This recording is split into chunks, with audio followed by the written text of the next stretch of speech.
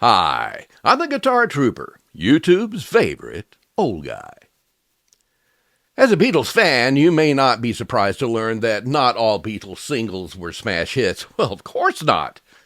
But you may be surprised to learn that there were a few prior to 1970 that not only didn't make it to smash hit status in the US, but only charted in the bottom half of the Billboard Hot 100 even when they were released during the peak of Beatlemania. And these weren't obscure, oh, where the heck did that come from songs either. They were well-known recordings, and I guarantee that you'll recognize every one of them. To follow are 4 Beatles singles that did not make it into the top 50 on the Billboard Hot 100 chart. That's right. And they absorbed just as much studio time and effort as other more successful Beatles singles. So, why would familiar songs from the hottest group in the world not even crack the top 50 in the U.S. market? They do have something in common besides the group behind them. Stay tuned, because you might find this list to be pretty interesting.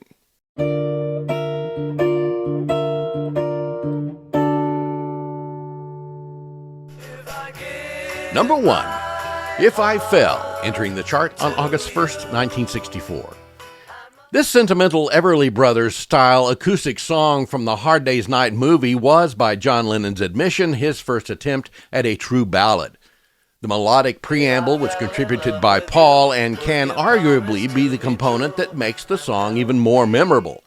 It took 15 takes to complete, with John and Paul simultaneously singing in harmony into a single microphone on February 27, 1964, and released in the U.S. by Capitol on July 20, 1964, peaking at number 53 on September 5th.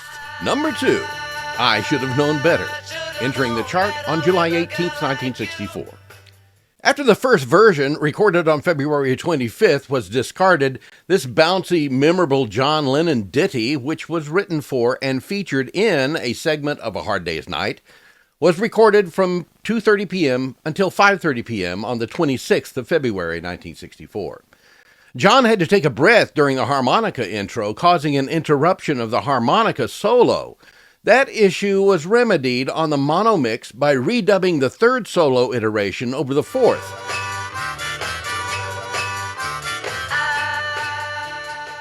But pressed for time, George Martin took no such care for the stereo mix. It retained the original interrupted harmonica solo, complete with the interruption.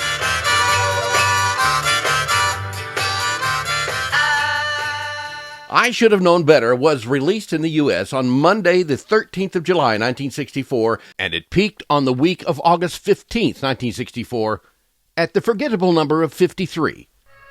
Number 3, There's a Place, entering the chart on April 11th, 1964. There's a Place was completed in 10 takes during the marathon Please Please Me session on February 11th, 1963. The final take overcoming an issue that George Harrison was having with the timing of the opening and pre-verse guitar riffs. That final take would almost completely obliterate his guitar riff with a John Lennon harmonica doing the same notes, but with correct timing. Released in the U.S. March 22, 1964 on VJ's Tolly label, and after entering the chart on April 11, 1964, it went nowhere, disappearing from the chart altogether the very next week. Number 4, I'm Happy Just to Dance With You, entering the chart on July 25th, 1964. This was another song from A Hard Day's Night recorded on Sunday, March 1st, 1964, the first time ever that the guys were in the studio on a Sunday, which was indicative of the extreme schedule pressure that they faced to get the movie soundtrack songs recorded, mixed, and shipped to United Artists. Not only was it written specifically for the Hard Day's Night soundtrack, it was only the second song ever that was written by Lennon McCartney specifically to be sung by George, the other one being Do You Want to Know a Secret, even though John Lennon said later that he made the decision on the fly in the studio to have George sing that particular song. I'm Happy Just to Dance With You was released on July 20th, 1964, and clawed its way to number 95 on the Hot 100. So, why did all of these songs go pretty much nowhere on the Hot 100 chart? Every one of the preceding recordings made a poor showing on the chart because it was on the B-side to another Beatles recording. As follows. Number 1, If I Fell was the victim of being the B-side of And I Love Her. Parlophone pressed a single that was originally intended for export, but it never was shipped to the U.S. UK record dealers did sell a few copies of it, but it was not charted at all in the UK because it was not considered to be an official UK release. The song did well in the Netherlands at number 3 and Norway at number 1, where it was, guess what, the A-side. Number 2, I Should Have Known Better fell victim to being the B-side of A Hard Day's Night, in spite of it being featured during the card game scene in the movie. Number 3, There's a Place. It was the doomed B-side of Twist and Shout. Twist and Shout, the A-side, charted in at number 2. There's a Place, the B-side, was a yawning peak at number 74. Number 4, I'm Happy Just to Dance With You, was the number 95 charted B-side to I'll Cry Instead. I'll Cry Instead was the A-side, and it went to number 25. Yeah, many times the B-side of a record is virtually ignored, managing only a few plays on the air by curious DJs. And so was the case with all 4 of the songs we just listed. They languished in the bottom half of the Hot 100 basically because of a marketing decision. We will never know what might have happened during the time of the original publication if any of them had been an A-side, and I would be willing to bet that at least one of them was one of your favorites, if you were a Beatles fan. It does beg the question of what would have been the charting fate of these recordings in the U.S.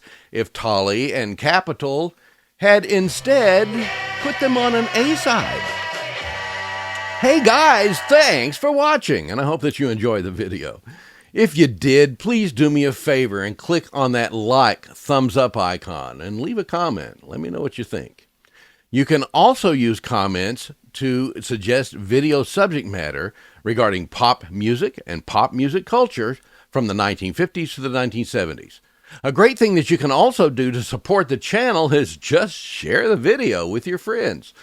Click on the arrow icon and pick the destination person and help us expand the audience.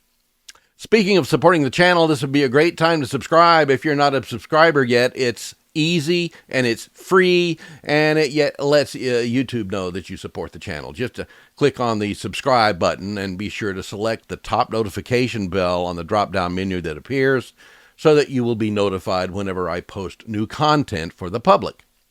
If you would like the opportunity to see content a few days earlier when it is viewable only to channel members, you can upgrade your subscription and become one. Just click on the join icon and follow the instructions. It's not a free thing to upgrade, but it's as cheap as YouTube would let me make it. Thanks again for watching.